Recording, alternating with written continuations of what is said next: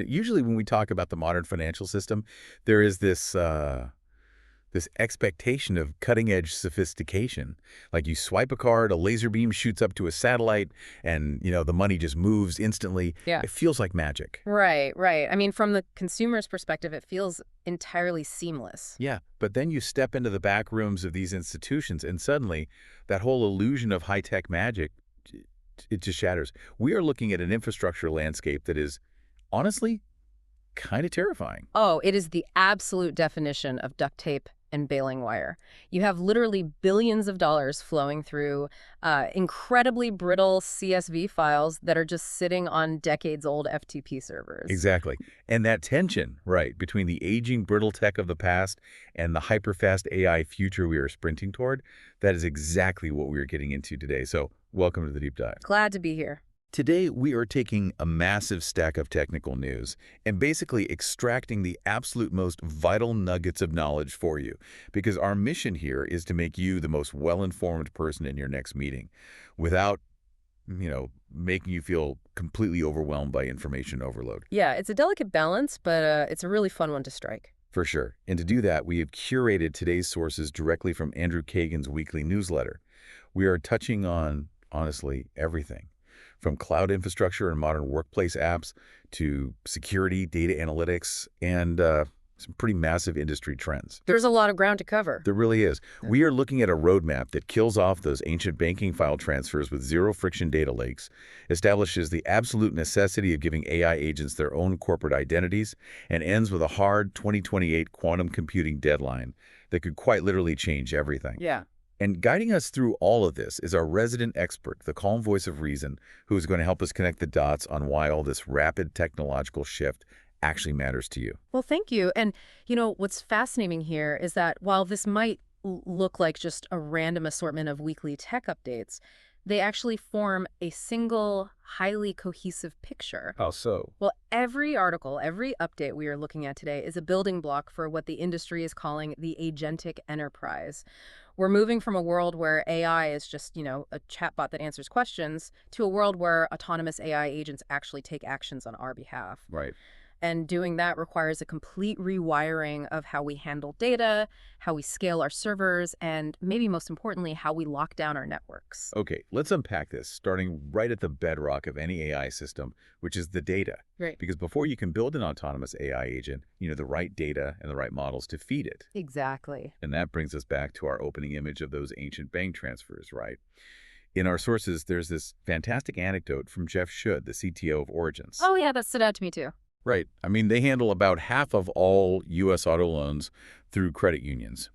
And he pointed out that despite living in an AI arms race, a massive chunk of our financial ecosystem is still trading those CSV files over FTP sites. Which is just a massive bottleneck, because if you want an AI agent to make intelligent decisions, say, analyzing a live loan application or flagging potential money laundering, it needs data right this second. Right, not yesterday's data. Exactly. But traditional data pipelines rely on something called ETL, which is extract, transform, load. You pull data from a live database, you clean it up, and you physically move it to an analytics warehouse. It's like trying to drink from a river, but first you have to bucket the water, carry it to a purification plant miles away, and then pipe it back. By the time you actually get a drink, you're looking at yesterday's water. That is a perfect way to put it. Those ETL processes take hours, sometimes even days. So how do you fix it? You do it through Microsoft Fabric and a feature called Cosmos DB mirroring. Okay, mirroring. How does that avoid the bucket problem? Well, what this does is completely blur the line between operational data, so the live database running the application, and the analytical data. Instead of physically moving the data, it creates what's essentially a shortcut, kind of similar to sharing a OneDrive link. Oh, I see. Right. It mirrors the Cosmos DB data directly into Microsoft Fabric's data lake in near real time. So the data doesn't move, but the analytics engine can see it and act on it instantly, all while respecting the original security and governance tags. Wow. That is a massive unlock for internal company data. But, an agent's internal data is really only half the battle. These autonomous agents also need to know what's happening out in the real world. Yes, they do. And that is where we run into the inherent flaw with large language models. I mean, they are trained on a massive amount of data, but that data has a strict cutoff date. They are famously a mile wide and an inch deep. And if you string together agents relying on outdated info, you just get compounding hallucinations. Exactly. And the traditional fix for this is called RAW-AG, or Retrieval Augmented Generation. You essentially go out to the internet, search for the current information, and append it to the user's prompt before you even send it to the model. Right, but here's my issue with traditional RAG. Sending a whole web page to an LLM is like using a shotgun to do surgery. Yeah. You are blasting the model with navigation menus, sidebars, cookie banners, ads. It wastes the tokens you're paying for, and it completely muddies the output. And that is exactly the problem Microsoft's new WebIQ is designed to solve. If your method is a shotgun, WebIQ acts as a scalpel. A scalpel. I like that. Yeah, because when an AI application queries WebIQ, it doesn't just scrape a web page and dump the raw HTML. It actually leverages Bing's global index to extract just the highly relevant golden passages. And it does this incredibly fast. The sources highlight at 164 millisecond P95 latency. Let me just translate that for a second for you. P95 latency means that 95% of the time, the system is delivering that exact golden passage back to the agent in under 164 milliseconds. Which is wild. Barely a blink of an eye. Yeah, and it's about 2.5 times faster than the alternatives. This speed is critical because autonomous AI agents often run in complex loops. They check one fact, then another, before they formulate a plan. Right, they have to think. Exactly. And if each search takes a full second, the user experience just dies. Plus, by only returning the golden passages, it massively reduces the token compute cost while explicitly respecting publisher paywalls and content usage rules. Which keeps the enterprise out of IP infringement trouble. I love it. Okay, so we have structured internal data with fabric mirroring, and we have fresh external context with WebIQ. But businesses still have mountains of legacy knowledge locked away in, like PDFs and scanned documents sitting on hard drives. Oh, absolutely. Tons of it. Right. So our sources mention that Mistral Medium 3.5 and Mistral Document AI with OCR4 just arrived in Microsoft Foundry.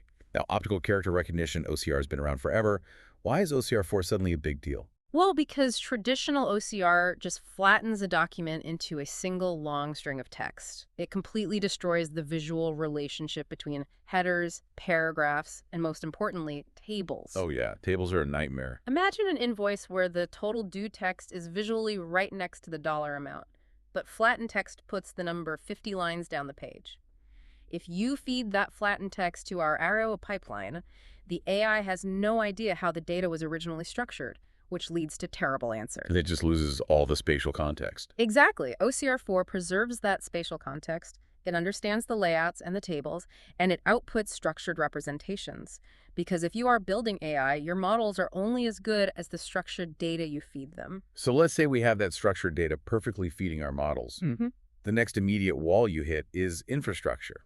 How do developers actually build and scale these multi-agent systems without, melting the cloud servers? That is the big question. We are seeing a massive shift toward agentic cloud operations, where AI is infused across the entire pipeline on GitHub and Azure. Yeah. But the really interesting technical shift here is around the Model Context Protocol, or MCP. Yes, the MCP updates on Azure App Service are highly significant for anyone trying to scale AI reliably. Okay, let's unpack this, because I was reading through the new 2026-07-28 release candidate spec for MCP, and it says the protocol is now stateless at the transport layer. A lot of people hear stateless and think, our AI agents just got amnesia. But that's not true, is it? Not at all. The application itself still remembers the conversation, but the network layer underneath it is changing how it handles the connection. That is a brilliant distinction. The application is still stateful, it remembers context, but the transport layer no longer forces that state. Which solves a massive headache, right? In the past, to keep a session alive between an agent and a server, load balancers had to use something called ARR affinity. Right. Sticky sessions. Yeah, you essentially had to glue a specific user to a specific server for the entire session. If that one server starts melting down under heavy load, the load balancer is stuck. It can't shift the traffic seamlessly. Precisely. It was a nightmare for dynamic scaling. So by making MCP stateless at the protocol layer, the handshake and session headers are just gone. The load balancer can now spread traffic freely and instantly across any available server in the cluster. Wow. Furthermore, the new spec supports routable headers and cacheable lists. So if an agent asks for a list of available tools, the system knows exactly how long that list is fresh and can cache it at the network edge rather than holding a connection open to the main server. That is so efficient. Yeah. And it looks like Okta and Auth just added the missing enterprise authorization layer to MCP, so developers don't have to build custom auth from scratch either. Which saves a ton of time. But managing all these thousands of stateless, rapidly scaling agents requires some serious oversight. I mean, a human engineer can't just sit there watching a dashboard of raw alerts anymore. They can't. The sheer volume of telemetry would cause instant alert fatigue. That's why the sources highlight the new Azure Copilot Observability Agent. How does that help? Well, instead of just firing off a raw signal that a server CPU is spiking, the agent continuously analyzes the telemetry, groups related signals, traces the dependencies, and actually provides a contextual resolution recommendation before the human engineer even starts their investigation. That's incredible. Yeah, KPMG actually used this and reclaimed 250 engineering hours a month. 250 hours. Yeah. But, a perfectly scaled, lightning-fast backend agent is entirely useless if the human user gets frustrated trying to communicate with it. The backend is handled, but what does the human actually see? Right, the user interface. Their sources highlight a massive shift coming in early July via SharePoint Framework version 1.24. It introduces SharePoint Copilot apps. This is a fundamental change to the user interface of AI. Wait, let me push back here. We have spent the last 3 years training people to use natural language chat, right? We taught them how to prompt, how to talk to the machine. Why on earth are we going backward by putting traditional React and JavaScript UX buttons inside the Copilot chat canvas? Because text isn't always the best interface. Really? Think about it. Imagine you ask an agent to check your team's remaining vacation days, and you see an impending time-off request that you decide to approve. In a pure chat interface, you have to type out, "Please approve John's time off for next Friday." Which feels incredibly tedious if you already see the request right there on the screen. Exactly. Sometimes you just want to click an approve button. SharePoint Copilot apps allow developers to take UX components, things they previously built as web parts and enterprise portals, and inject them directly into the Copilot chat flow. It brings the efficiency of traditional UI into the conversational flexibility of AI. Okay, that actually makes a lot of sense. And building these tools is getting ridiculously easy. The sources mention Agent 365 skills. If a developer wants to add observability or connect an agent to Microsoft 365 data, they don't have to spend 3 days reading documentation anymore. No, not. They just type one sentence, like add observability, into their coding assistant, and the skill auto-instruments the agent, updates the manifests, and validates the code right there. And we are seeing these agents deployed directly into daily workflows now, like the Planner agent is now general availability. Oh, nice. Yeah, instead of manually scanning buckets and task lists to figure out if a project is healthy, you can just ask the Planner agent in natural language to identify risks or prioritize tasks right inside the Planner app. But with all these custom tools and agents being spun up by developers and everyday users, how does IT keep it from turning into the Wild West? Governance is crucial. Absolutely crucial. To govern these custom tools, admins can now use the new Copilot Studio Monitor and Power BI templates. This is a massive upgrade because it replaces the older Center of Excellence starter kits. All right, the old COE kits. Yeah, those older kits were powerful, but they required a lot of complex C# coding knowledge just to maintain. These new templates give admins a clean, central view to track exactly what these agents are doing without writing a single line of code. Thank goodness for that. Yeah. Because if we have autonomous agents seamlessly deployed and making decisions on their own, the risk profile goes off the charts, which is honestly the piece of this that keeps IT directors awake at night. IDC projects there will be 1.3 billion AI agents operating by 2028. 1.3 billion autonomous entities interacting with corporate data. Let that sink in. Giving an AI agent access to your corporate network without a strict, trackable identity is like, it's like giving a teenager a blank corporate credit card and just hoping for the best. That is a very apt analogy. Because if a compliance issue happens or a sensitive file gets leaked, you have to know exactly who did the work. Was it the human analyst or was it the AI agent acting on their behalf? Right. Accountability. Exactly. This is why Microsoft is rolling out Entra Agent ID and AI landing zones. It is entirely about accountability and least privilege access. The agent gets its own distinct ID, and the landing zone ensures that the agent is restricted to only the specific data and tools it actually needs for its job. But the threats aren't just about the agent misbehaving on its own, right? It's about the agent being hijacked by a third party. The sources detail a terrifying vulnerability called AutoJack. Yes, AutoJack. If a malicious web page uses prompt injection to rewrite an agent's memory, traditional network firewalls aren't going to catch that. You'd essentially need a way to audit the AI's internal thought process in real time. Exactly. AutoJack is a novel exploit where a single malicious web page can turn a browsing AI agent into a remote code execution vector on the host machine. Let's clarify that for a second. A remote code execution vector means a hacker could bypass the agent entirely and run their own malicious code directly on the company's servers. Right. If an agent visits a compromised site, hidden text can alter the agent's memory and trick it into running that malicious code. And to stop it, Microsoft Defender now integrates a specific memory updated field into its advanced hunting tools. Ah, so you can track it. Yes. This allows SOC analysts to audit exactly when and how an agent's memory was altered by external input. It brings AI memory into the same unified compliance and investigation boundary as an email or a Teams chat. That's a huge relief. And speaking of Defender, there are some major license upgrades happening for standard users that tie right into this. Like Defender for Office 365 Plan 1 is now rolling into standard Microsoft 365 E3 licenses. That's a big deal. It is. So E3 users automatically get safe links and safe attachments to stop zero-day malware. The Intune suite is also shifting. E3 gets remote help and advanced analytics, while E5 gets the heavy hitters like endpoint privilege management and cloud PKI. But you know, the most fascinating security update in these sources is codename MDASH. This is Microsoft's system for defending at AI speed. What does that mean, AI speed? Well, when they tested it against industry benchmarks for finding software vulnerabilities, it absolutely topped the charts. But what they did next is what's truly interesting. They published their failure rate. Right. They openly shared that the system still missed 3.5% of cases, Right. which was about 52 tasks. Yes. They broke down exactly where the AI failed, whether it was missing the bug entirely, flagging a false positive, or failing to generate a working proof of concept.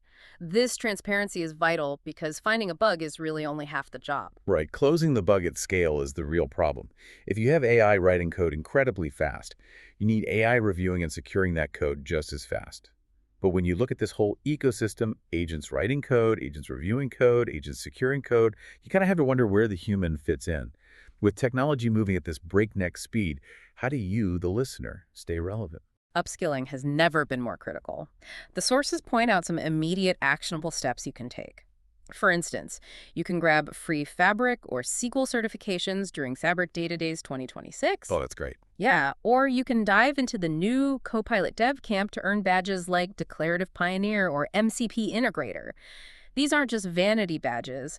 They are proof that you understand the mechanics of the agentic enterprise we just spent the last 15 minutes deconstructing. And you are going to need those skills sooner rather than later because of one final massive piece of industry news. The U.S. Department of Energy just announced the Quantum Genesis Initiative. The DOE is pushing for a fault-tolerant, scientifically relevant quantum computer by 2028, targeting low hundreds of logical qubits. And if we connect this to the bigger picture, let's pause on logical qubits because that is the critical distinction here. For years, we've had physical qubits which are incredibly unstable. Right, they just fall apart. They do. They lose their quantum state if the temperature fluctuates even slightly or if there's minor electromagnetic interference. Logical qubits, however, are error-corrected. They are stable, reliable processing units. Getting into the low hundreds of those by 2028 means we are crossing from theoretical physics into highly practical computing. 2028, that is quite literally right around the corner. It is, and this isn't just academic research. It is a strategic race to integrate high-performance computing, AI, and quantum into a unified ecosystem. They are launching a national quantum supercomputing user facility to tackle problems in materials science and physics that are currently impossible for classical computers to solve. So let's look at the incredible journey we've been on today. We started by extracting data from decades-old CSV files and feeding it instantly into modern AI models. We scaled those AI brains using stateless transport protocols so our servers wouldn't melt.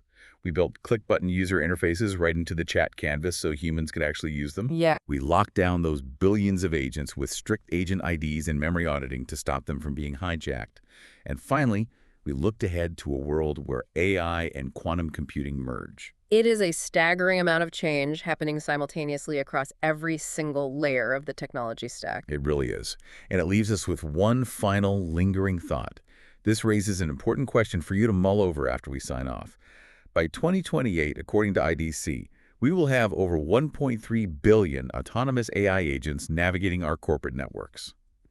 That is happening at the exact same moment the Department of Energy aims to drop the first fault-tolerant quantum computers. Right. If quantum computing fundamentally shatters our current encryption standards, are the agent IDs and AI landing zones we are painstakingly building today a digital fortress? Or are they just a house of cards waiting for the quantum leap? That is the question of the decade. We want to enthusiastically thank you for joining us on this deep dive. Keep learning, keep questioning, and please keep exploring these sources on your own. We'll catch you on the next one.